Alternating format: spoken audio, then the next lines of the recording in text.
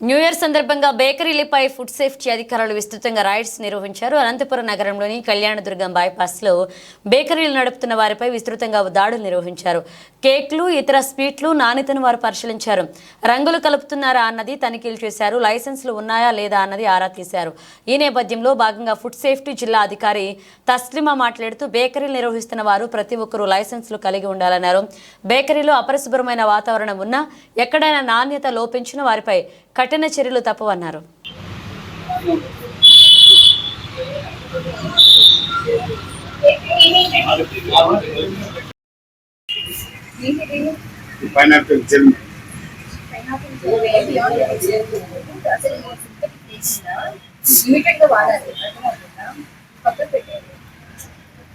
ఒకసారి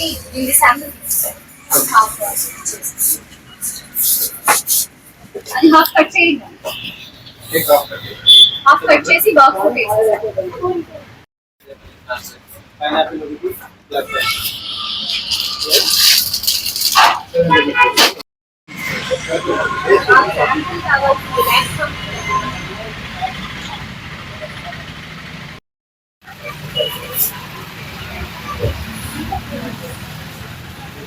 ఏంటండి pineapple KG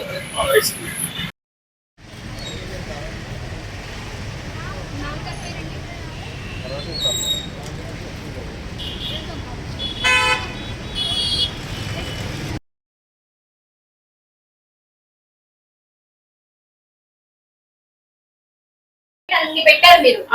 అదేమి లైసెన్స్ లేకుండా సేల్ చేస్తారా?